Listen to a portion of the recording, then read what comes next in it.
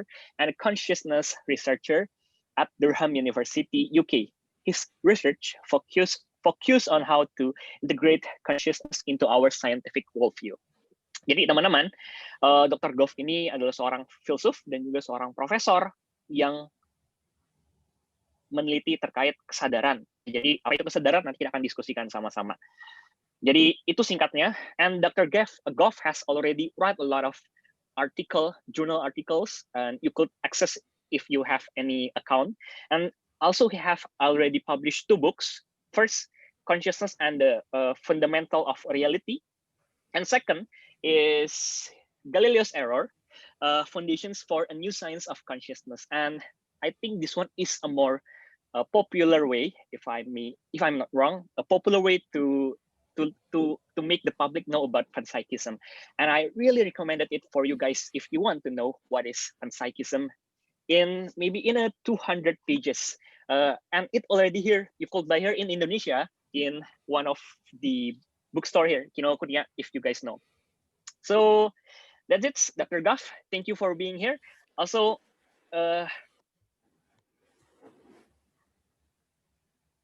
Schole, okay, I want to tell you a bit about Schole ID. So Schole ID is a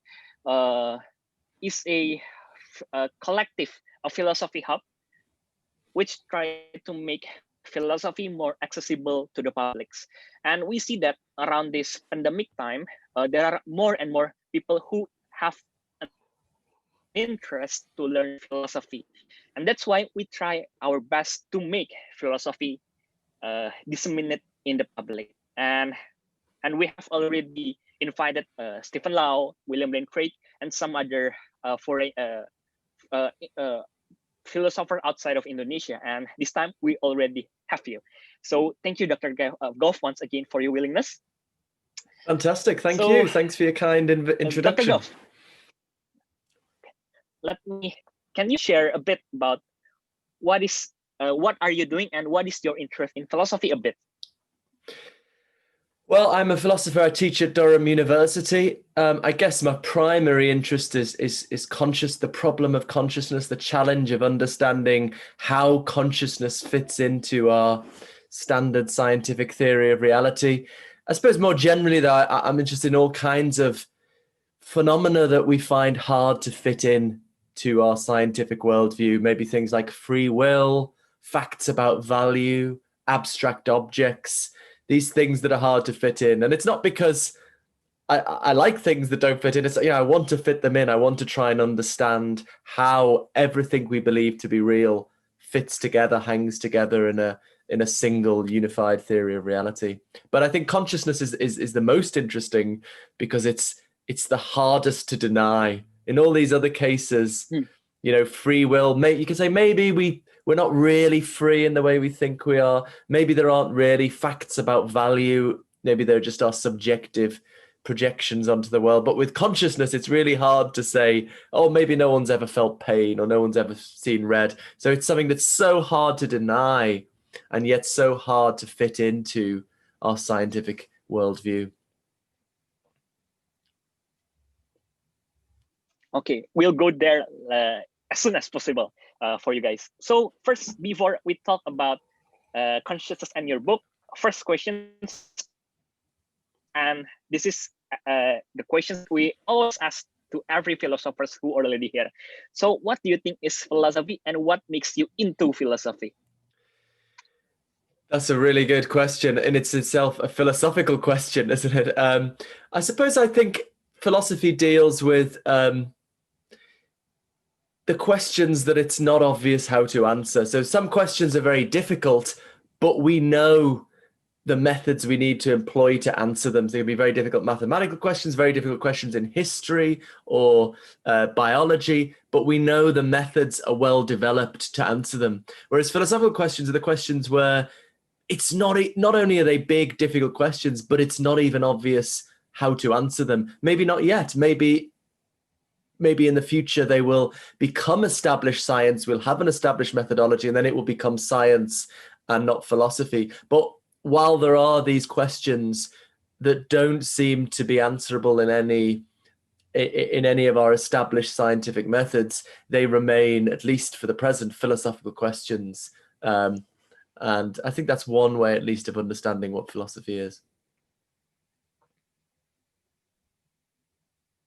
Okay, so maybe we could say that philosophical questions haven't been answered, maybe, or maybe haven't been taught by the scientific worldview nowadays, if I'm not wrong. Yeah. So, for example, with the subtitle of my book Galileo's Error is Foundations for a New Science of Consciousness. So I think currently, I think our conventional scientific approach can't deal with consciousness. And so for the moment, it's philosophy. I think philosophy is when the rules of the game are not fixed. But I hope, I'm advocating in my book, I hope it will one day become a new established scientific methodology, and then it will no longer be philosophy because there's consensus around the methods for addressing the question. So some people think, philosophy has this history of failure, but that's only because once philosophy solves something, it then becomes science. It stops being philosophy. But I think at least at the present moment, there are still questions that aren't addressed by current scientific approaches, and so they're the domain of science, of philosophy, I think. Okay, sure, it's clear. Maybe second questions. What makes you into philosophy first? I think I've just always been obsessed by philosophy as long as I can remember. I think apparently my parents said when I was 4, I asked, why are we here? Although we had just moved house, so I think maybe I was just confused as to the location of our house. But yeah, I don't know. Just these. I suppose it's just a drive to want everything to fit together. I used to get frustrated where there are inconsistencies in movies, for example. I used to get frustrated, for example, that this is a stupid example that Superman can move a planet, but he struggles to lift a bus. There seems something inconsistent, something doesn't, or time travel movies, things that don't work, don't make sense. So it's an interest in the big picture, how everything fits together. I guess I'm less interested in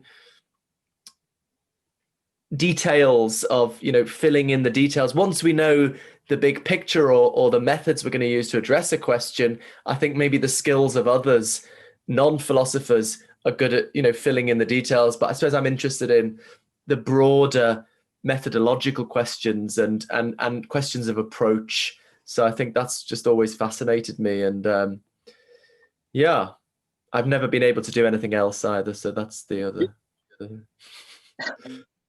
see. Do you still remember your first reading philosophical books, maybe? Do you still remember the first book you ever read? Probably Plato, I think, or Descartes, Plato's Republic, that captivating idea of the cave, of these people who think they're looking at reality, but all they're really looking at are shadows on the wall of the cave. And then one day they turn and have the struggle of climbing up out of the cave into the daylight outside. Such a vivid idea, analogy for what philosophy is that stuck with me. And Descartes' Meditations, these classic texts that, I think the first 2 meditations are, completely correct, that the mind is better known than the body, that we can doubt the existence of the body in the external world, but we can't doubt the existence of the mind. I think, Descartes was completely correct on that. And there's a pretty universal intuition he was getting at there. I think in the 20th century, there was a kind of snobbery towards those Cartesian intuitions, those intuitions from Descartes. Like they're childish philosophy that you grow out of. But I think that the fact that they're so universal, the fact that so many teenagers, when they start having naturally these philosophical thoughts about, am I in the matrix? Maybe does what I see as red the same as what you see as blue? I think they're the universal philosophical intuitions that I really take seriously. So yeah, I guess Descartes, Plato, David Chalmers a lot later. I didn't, as an undergraduate, I didn't have, we didn't study David Chalmers. So, but, and so the things like David Chalmers and panpsychism came actually, I finished my philosophy degree quite disappointed and disillusioned because we didn't do these kinds of things. And it was a little bit later that I discovered panpsychism and David Chalmers, right? And I think that drew me back into philosophy. So I was a bit disillusioned after my degree, actually, but I eventually came back to it. Yeah, we also didn't talk much about panpsychism, and even it's not in our syllabus. And I know panpsychism because of you on Twitter. Oh, And it's brilliant! Fun, yeah. And end up I buy your books. Oh, Okay, thank you very much. That's very kind of you. Yeah, Dr. Goff, let's go talk about your book. But first, I want another preliminary questions. I think the audience need to know about consciousness. So, how could you define consciousness? That's a really good question, Samuel, because yeah, it is a little bit of an ambiguous word because people use it in different ways. Often people use it to mean something quite sophisticated, like awareness of your own existence. Maybe this is something that only humans and certain higher animals possess. But actually, the way we tend to use it in philosophy and consciousness science really is just to mean subjective experience, pleasure, pain, visual and auditory experiences, itches. So it's nothing really, and this is something which most people take to be quite widespread throughout the animal world. So it's just simply experience. Some people, it's often said in popular discussions of consciousness that consciousness is a mystery. I don't think that's right. I think nothing is more obvious and familiar than consciousness. You know what pain is when you feel it. I think rather the mystery is how consciousness fits in to our overall theory of reality. So it's not what consciousness is, it's how consciousness fits in. But yeah, that's all consciousness is really, just experience. Okay, so consciousness is something that we are all experiences, yeah.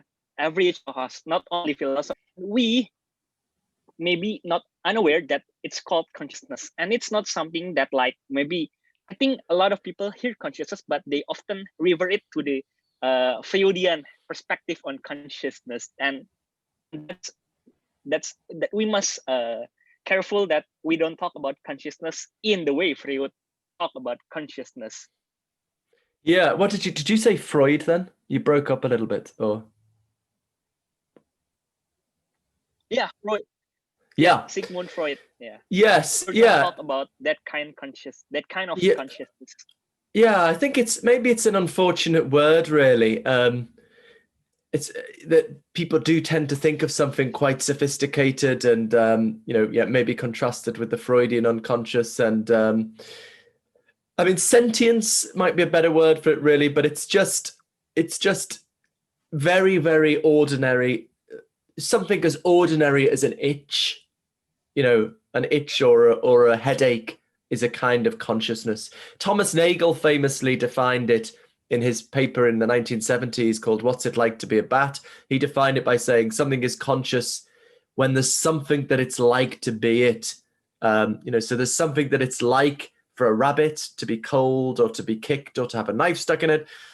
To take a vivid example, there's nothing that it's like for a table to be cold or to be kicked or to have a knife stuck in it. So there's nothing that's like from the inside, as it were, to be a table. And that's all we mean by consciousness, when there's something that it's like to be. I never know how well that phrase translates, actually, something that it's like. But a lot of people that's resonated with a lot of people to capture the phenomenon, sometimes called phenomenal consciousness. Just this having an inner life, having experience of whatever kind. That's all we mean. Nothing really magical or special. Okay, so next questions. Hopefully it's really clear. The title of your book is Foundations for a New Science of Consciousness. And so there were an old foundations for science of consciousness before this book you authored. So yeah. What do you think And what is the old foundations? And is it containing the Galileo's error? Yeah, so I trace the problem of consciousness back to its philosophical foundations in the foundations of the scientific revolution. So a key moment in the scientific revolution in 1623 is when Galileo declares that mathematics is to be the language of the new science. The new science is to have a purely quantitative vocabulary. So this is much discussed, but what is less discussed is the philosophical work Galileo had to do to get there.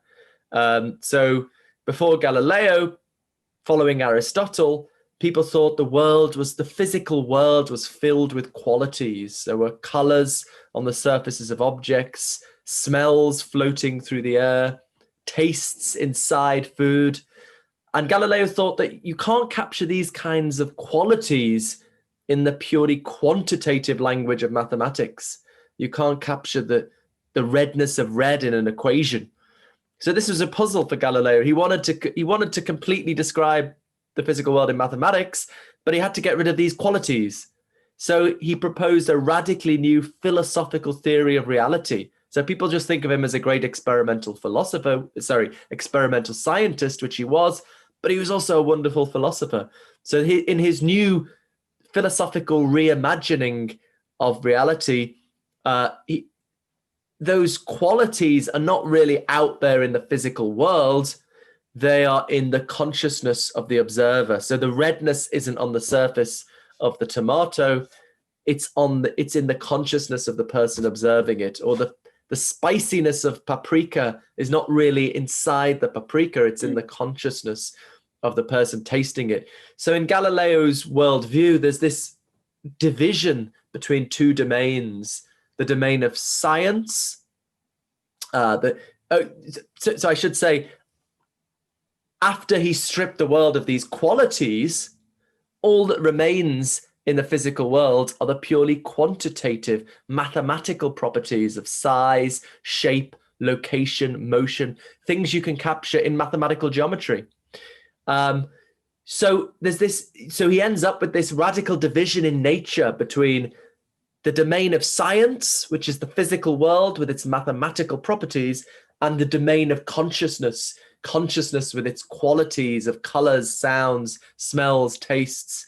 And he thought that was all outside of the domain of science. So I think that due to the very way Galileo set up physical science, the kind of paradigm we still work with today, it necessarily excludes consciousness. It necessarily puts consciousness outside of the domain of science. So I think if we want a science of consciousness, we need to find a way of bringing those two domains, the qualitative and the quantitative, bringing them back together in a single unified picture of reality. And so that's what I'm trying to point towards in this book. Okay. So what do you mean by Galileo's error is the way he defines the quantitative aspects of the world and the qualitative aspects of the world, isn't it? Yeah, I mean, it's a provocative title. I don't want to be too critical of Galileo. I think, he was an incredible thinker, and maybe it was so his error is that he designed science in a way that necessarily put consciousness outside of the domain of science.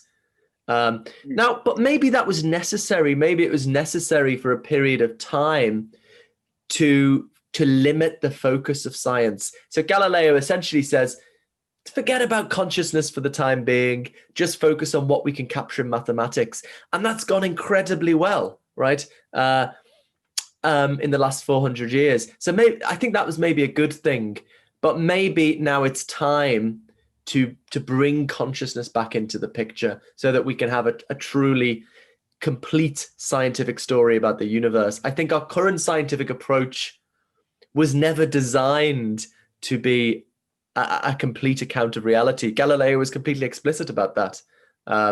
So I think people now want a complete theory of reality, and therefore I think we need to rethink the conception of science that Galileo bequeathed to us. Okay, so before we put the consciousness to the science itself, what are the possibilities that we have in the way we want to inquire or we want to talk about consciousness? What are the possibilities before the thing that the over panpsikism itself? Yeah, so I mean, so it's not that it's not that so I've just talked as though physical science can't do anything with consciousness, but we do have a quite robust experimental method to deal with consciousness.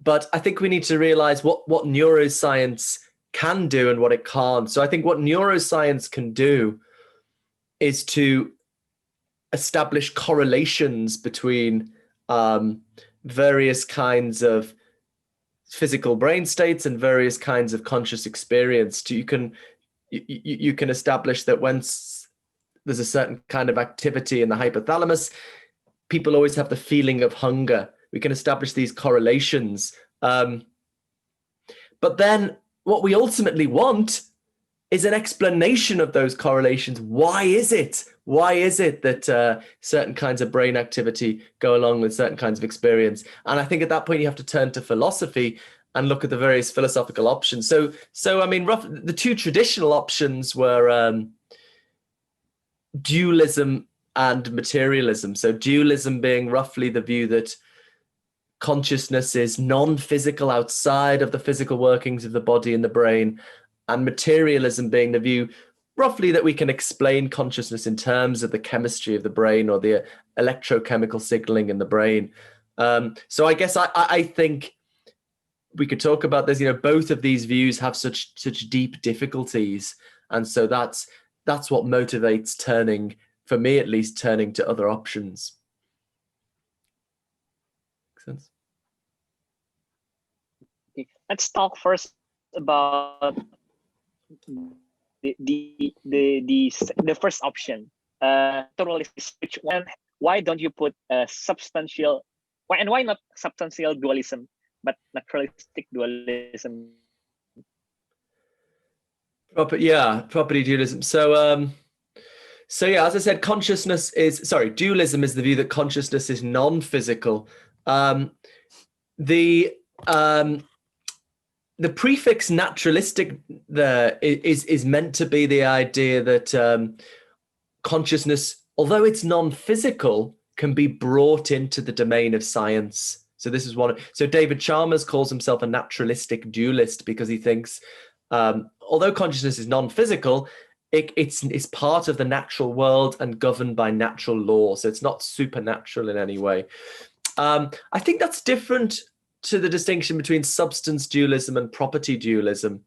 So substance dualism, the view of Descartes, for example, that as well as physical things like bodies and brains, there are also non-physical entities like souls, for example.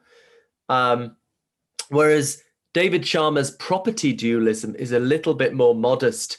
So it says there are only physical things like bodies and brains, but some physical things, such as brains, as well as their physical properties that science studies, have non-physical consciousness properties. So there's two kinds of property or character. A property is just a characteristic of something. So this table, its properties are its size, its shape, its color, its weight. So for the property dualist, there are no such things as souls, but the brain has physical properties, its size, shape, the properties neuroscience studies, but also these non-physical properties.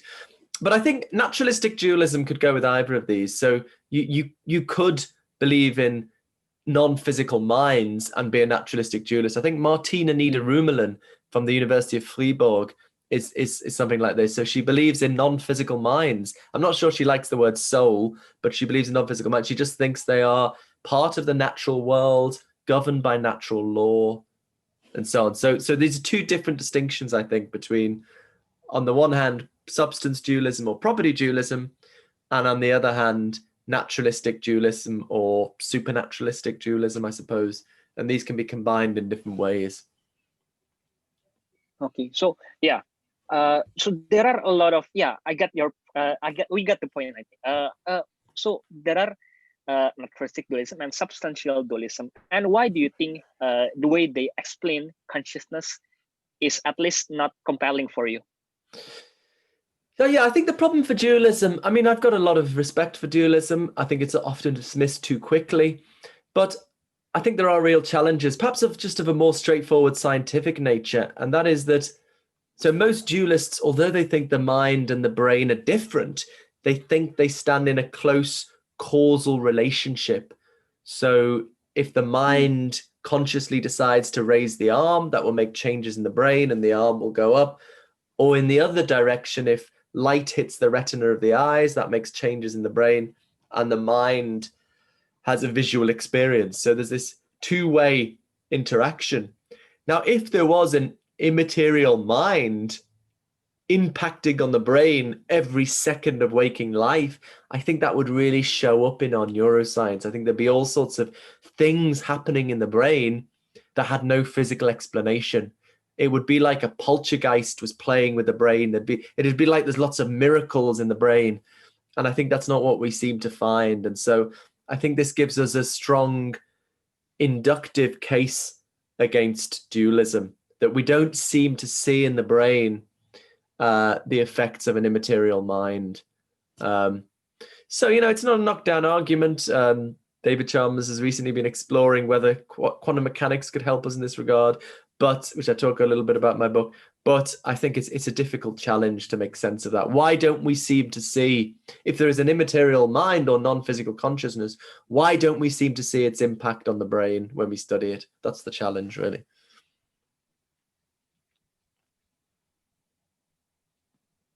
I've just realized my shirt is a bit creased. We don't see the way. No problem. Sorry, carry on. So the way we see the problem with dualism is we don't see the way it's intervene, the way the mind intervene in our brain. So it's a bit hard for us to believe in dualism. So let's go to the second options, materialism. So why do you think it's getting more attention throughout the academic philosophy? And yeah, we see people like Kate Frank, Churchland, etc. Why do you think it's getting more attention? Sorry. I'm not sure it's getting more attention. I think, if anything, actually, non-materialist options are getting more attention and more prominence more recently. There was a big survey of philosophers in 2009, the Phil Papers survey, which I think, if I remember rightly, said that 52% of philosophers are materialists. So that's a majority. Or was it 50? Maybe I'm thinking of the Brexit vote. It was something in the 50s, 56 maybe. But that's still a large minority of non-materialists. They've actually just this week announced another Phil Papers survey for 2020. So it'd be interesting to see how many philosophers sign up to materialism there. But yeah, I guess it was very much dominant in the latter half of the 20th century, such that you probably couldn't get published if you weren't a materialist. And it's still probably the most popular view. I'm inclined to think we're currently going through a phase of history where people are so blown away by the success of physical science and the incredible technology it's produced, and how much of the universe it's explained, that this has a powerful effect on you, and it inclines people to think, of course it'll one day explain consciousness. Look how well it's gone. But I think that's rooted in a misunderstanding of the history of science. And this connects to the Galileo point. Yes, physical science has gone so well, but it's gone so well precisely because Galileo designed it to ignore consciousness and thereby limited its scope. Made it easier. And so, the fact that it's done well when it ignores consciousness doesn't give us any reason to think it's going to be able to deal with consciousness itself. So this is why I talk about the history in this book, to try and, I think this is such a powerful narrative that, look how well physical science has gone. Of course, it's going to explain this. But I think that it's gone so well because it was designed to exclude consciousness. to repeat, that doesn't mean we can't have a scientific theory of consciousness, but it means we need to rethink what science is if we want a scientific theory of consciousness, because our current scientific approach from Galileo was designed to exclude consciousness. Okay, so yeah, physical science do have a theory about consciousness, and one of it is illusionism. Can you share a bit about what illusionism is, and why do you think it sounds yeah, not compelling maybe, or contradictory?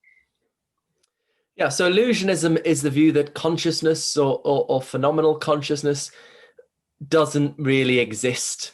It's an illusion, a trick the brain plays on us. So it's like magic or fairies or something, that things that don't really exist.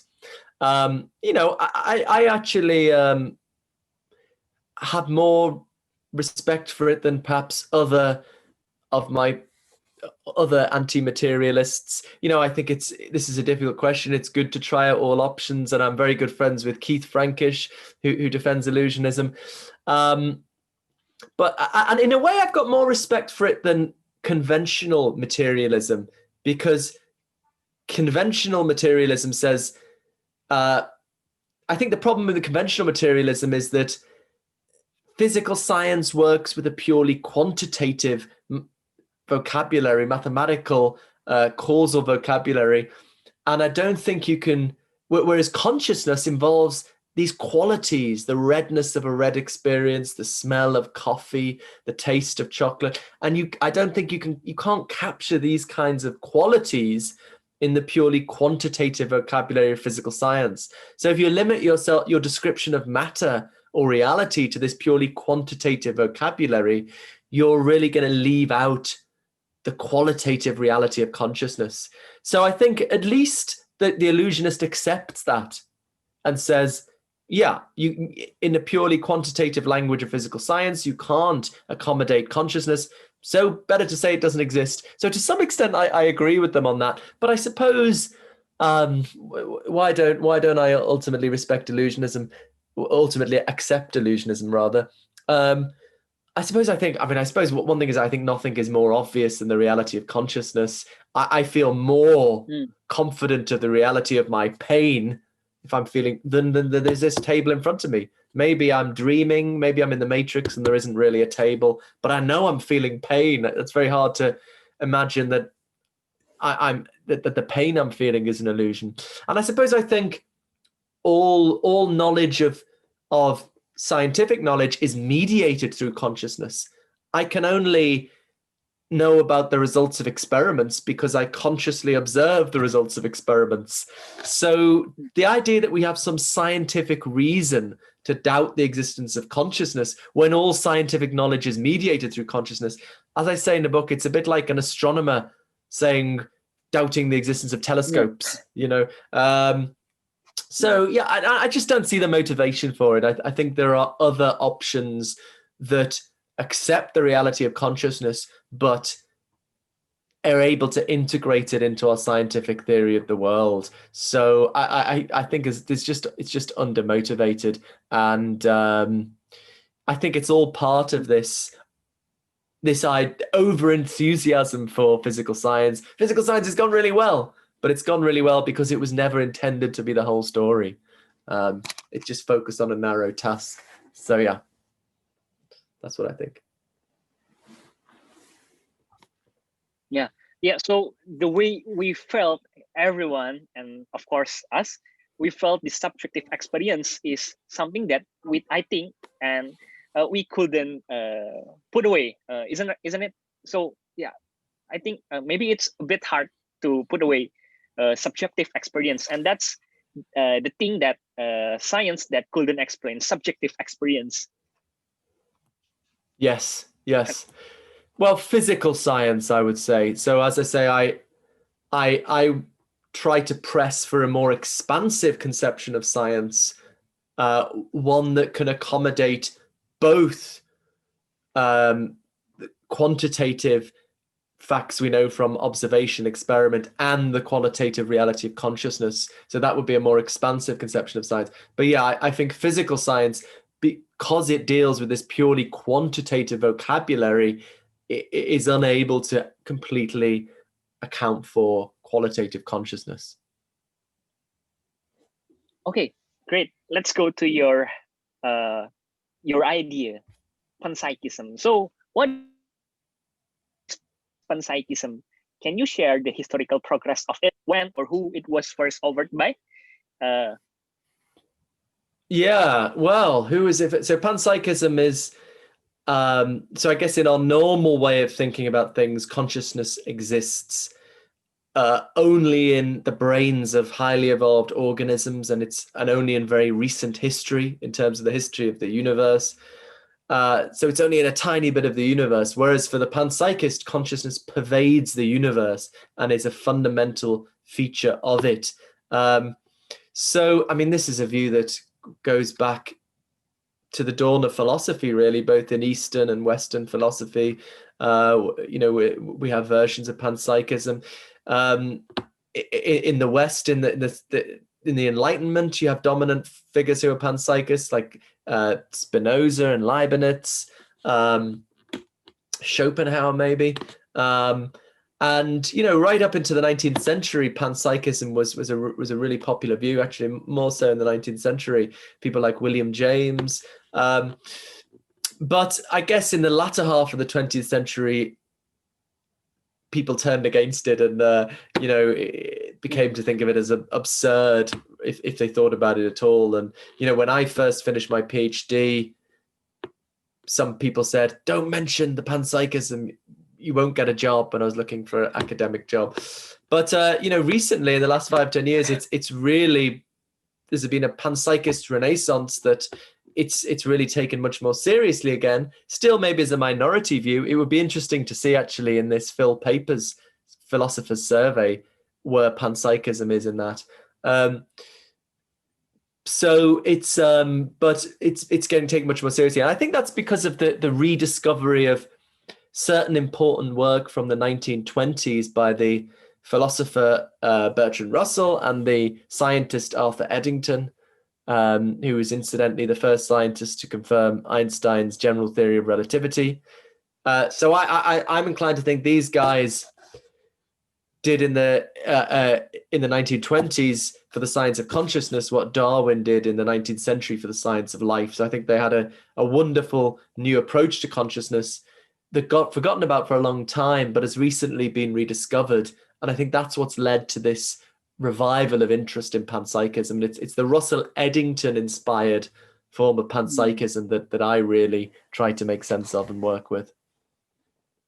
Okay. So why do you think that that the way panpsychists explain consciousness and the world around it is something that is compelling? And how do you think,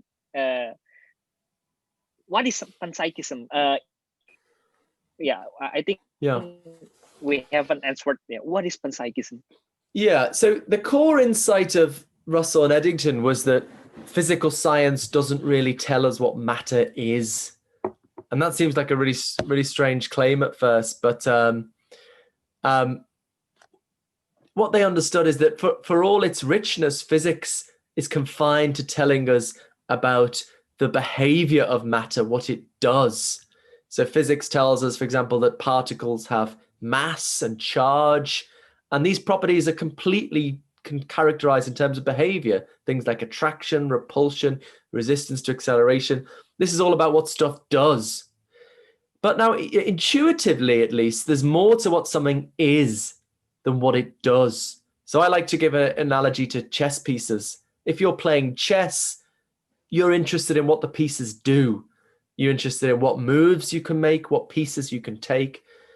But there's more to the physical nature of a chess piece than what it does. There's the nature of the matter it's made of. It might be made of wood or metal or plastic. This is what philosophers call the intrinsic nature of a thing, what it is considered independently of what it does. Now, moving to, say, electrons, fundamental particles like electrons or fields, maybe, you may very well be interested in what science has to tell us about what they do, but you might be also interested in the intrinsic nature of an electron, what an electron is independently of what it does. And about this, physical science, just has nothing to say. So it turns out there's this huge hole in our standard scientific theory of reality. Physics tells us what stuff does, but doesn't tell us about its intrinsic nature. So the proposal of the Russell Eddington-inspired panpsychist is to put consciousness in that hole. So we're looking for a place for consciousness. We've got a hole. We try to put consciousness in that hole. So the idea is there's just matter, particles or fields, nothing supernatural, but matter can be described from two perspectives. Physics tells us what it does, describes it from the outside in terms of its behavior, but matter from the inside in terms of its intrinsic nature is constituted of consciousness. So this is a wonderful way of solving the problem Galileo set up. Galileo divides the quantitative world and the qualitative world. This brings them back together in a single picture of reality. Physical science describes the quantitative aspect from the outside. That's about the behavior. But the qualitative aspect is the intrinsic nature of matter. And really, these are just two sides of the same coin. This isn't dualism, where you've got two different kinds of things. There's just one kind of stuff that can be described from two perspectives. So that's the kind of view I think is a wonderful way of bringing consciousness into our scientific story.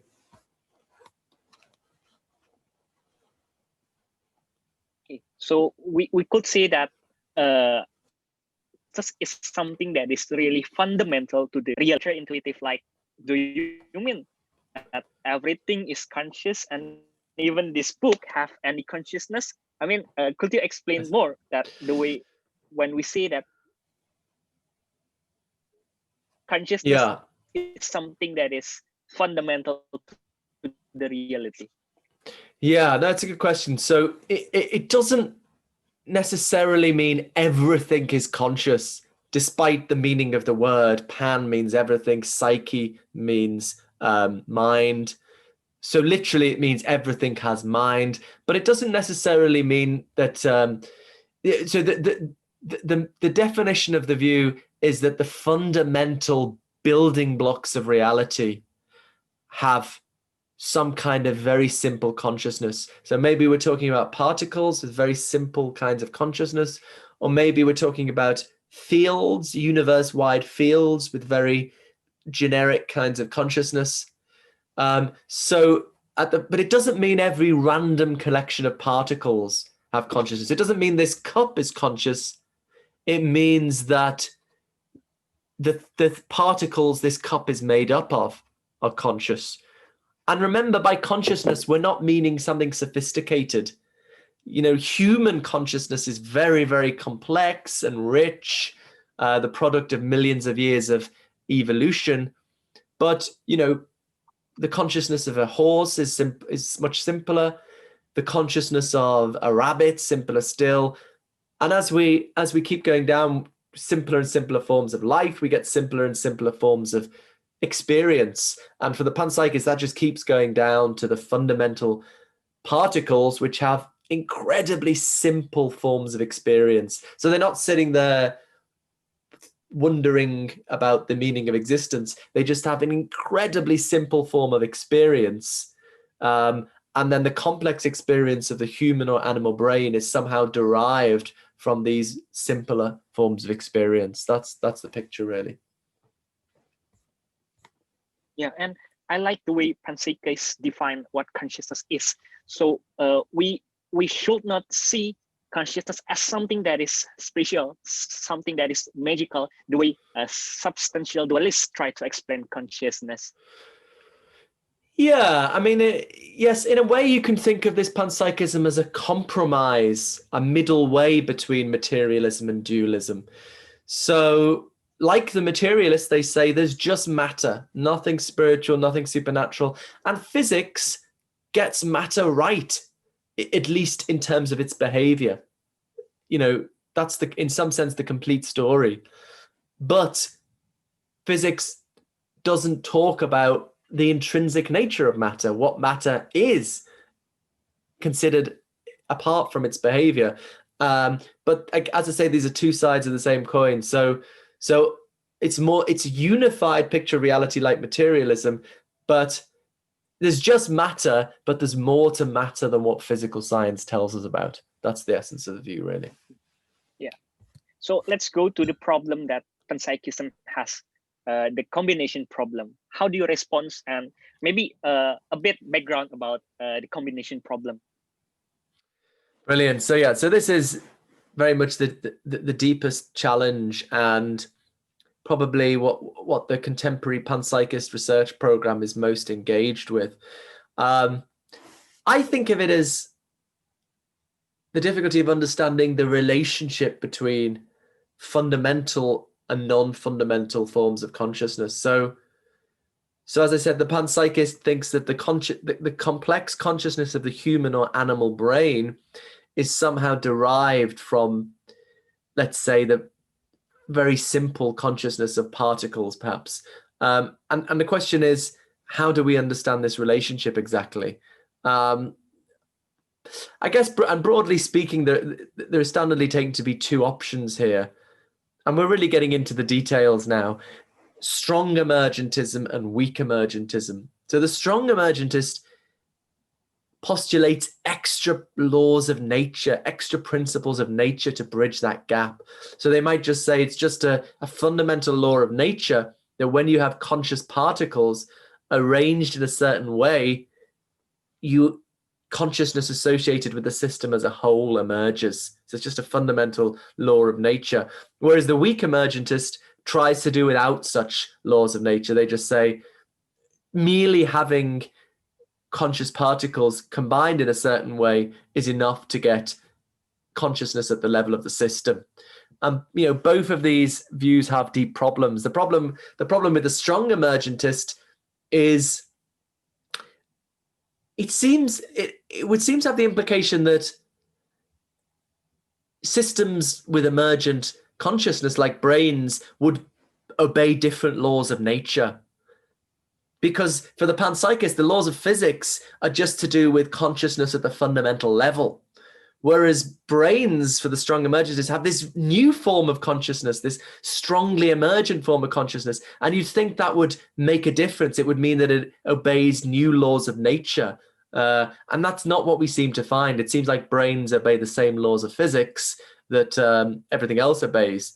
The problem with the weak emergentist avoids that problem, but it's just that no one's ever made sense of it. No one's ever made sense of how just putting together lots of little minds can make a big mind. Although there's lots of interesting work. The philosopher Luke Roelofs has a really interesting book called Combining Minds, where he tries to make sense of it. So what I've been developing recently, I recently submitted for peer review, is a hybrid view where it's strong emergentism about minds, but weak emergentism about their consciousness. So it's a sort of fundamental law of nature that in certain circumstances, you have not just the consciousness of the parts, but the consciousness associated with the whole system.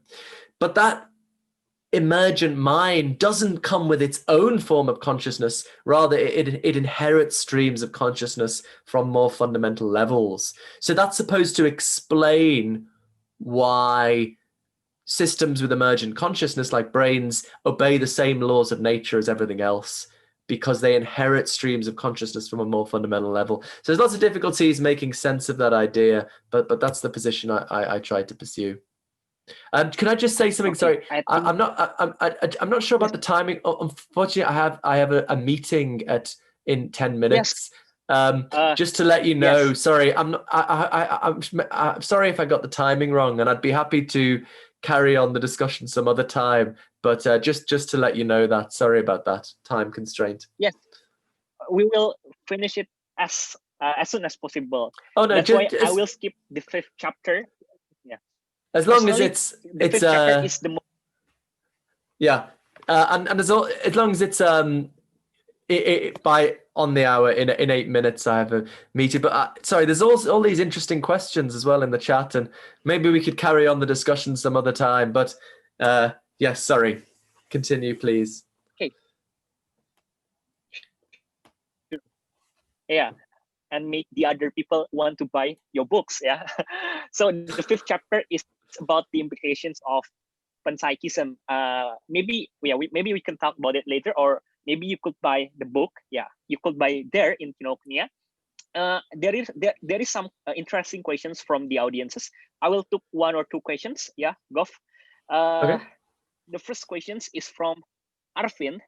Um, so is it fair to say that you fully agree with Jae-gun Kim on the closed loop of causality within the physical realm only? Yet, on the other hand, it seems that you want to hold on to qualia. Are you trying to keep the emergence of qualia, but not the top-down causations of qualia? Thanks. Excellent. That's a really excellent question, and that is exactly what the motivation for panpsychism. They accept, on the one hand, the causal exclusion problems with dualism associated, as you say, with Jae-gun Kim, that the idea that the physical world forms a causally closed system. Everything that happens within it has a cause, a physical cause within it. So that's the problem with dualism, that if causal closure is true, to put it roughly, there's nothing left for non-physical consciousness to do. But then the problem with standard materialism is, how do they make sense of what I would tend to say, the qualities of consciousness, as you call them, qualia. That's a technical word in the philosophical literature. But the panpsychist wants to have her cake and eat it, as the idiom goes. They want to do both. So they say, yes, there are qualia, but they're part of the causally closed physical system. They are the intrinsic nature of matter, and hence part of the causally closed system. So you solve both the causal exclusion or causal closure problems for dualism, and you solve the qualia problem for physicalism. That's the hope, at least. Okay, thank you. One last questions or statements.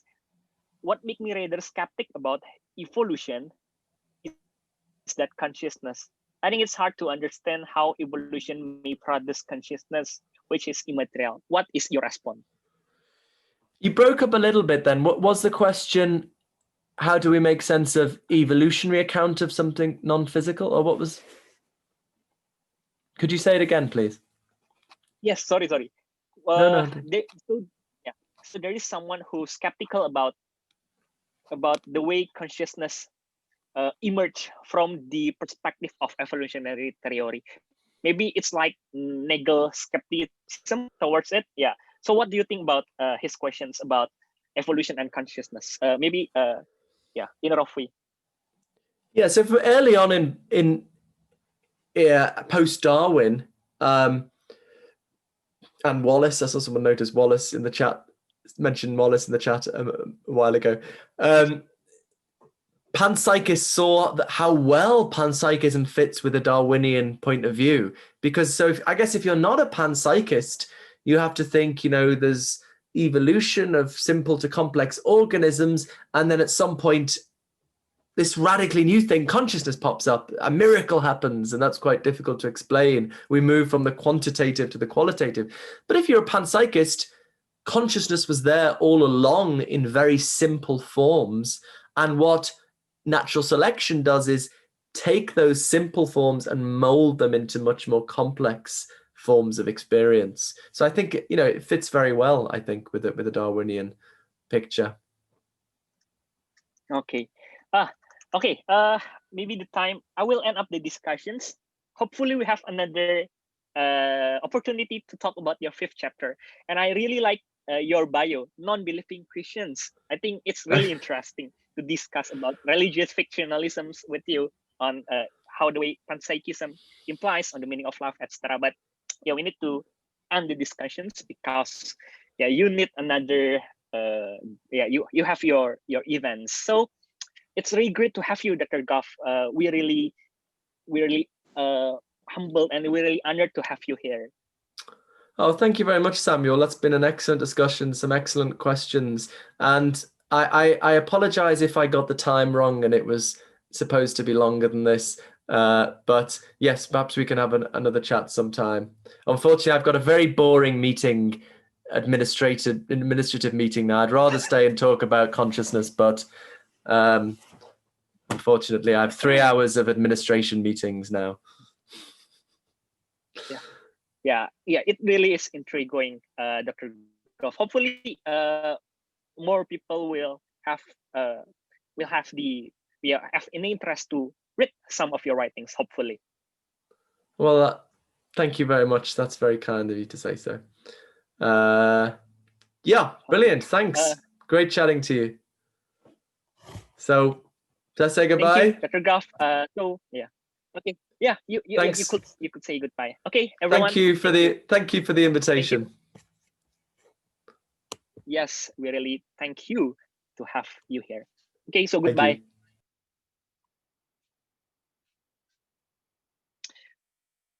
Oke, teman-teman, semoga waktu yang singkat tersebut ya, Dr. Goff tadi cerita juga kalau dia keburu-buru ya, ada rapat dia udah bilang ke kami. Tadinya kita mau jam 9, tapi beliau bilang dia perlu ada urusan, gitu. Jadi kita harus percepat diskusinya, akhirnya cuma sampai sejam. Mudah-mudahan beliau masih berkenan untuk datang. Lain waktu kita ngomongin soal chapter kelimanya. Sekali lagi, kalian bisa beli buku ini di Kinokuniya. Ini bukan promosi ya, cuma kayak ya beliau sudah datang, so it's good to have his books also promoted here. So yeah, here Galileo's Error. Hardback-nya agak mahal, 399.000 ya, $35. Tapi paperback-nya gue rasa cuma 200 ribuan. Jadi ya semoga kalian bisa enjoy thought profit diskusi yang saya rasa sangat mengubah perspektif kalian. Dea, ada tambahan? Cukup, udah. Oke, teman-teman, mungkin kita ketemu lagi di lain waktu. Ada pengumuman nggak, Dek? Ini ya yang sama ini ya, Dr. Morisato ya, di tanggal berapa ya itu? Ya. Takeshi Morisato kita bakal punya beliau di minggu depan. Kita ngomongin bakal Japanese philosophy. Nah, jadi jarang-jarang nih kita ngomongin Jepangan gitu kan. So ya, datang Takeshi Morisato, PhD dari Sun Yat-sen University, sekarang lagi di Brussels, lagi di Belgia gitu. Jadi dia bakal ngomongin soal Japanese philosophy 101. Semoga kalian bisa datang ya. Karena itu bakal apa ya? Filsafat Jepang kayaknya jarang diomongin di sini ya, Dea. Iya, jarang. Yes, dan nanti kayaknya Romo Simon tuh juga pengen datang. Iya, Romo Simon dari STF Jakarta mau ikut katanya. Iya, itu wibu yang beneran wibu ya, koleksi samurai dan suka pakai baju samurai. Oke, guys, thank you. Kita end aja deh. Yep, oke. Thank you semuanya. Oke, thank you, Parvin, questions-nya sangat asik.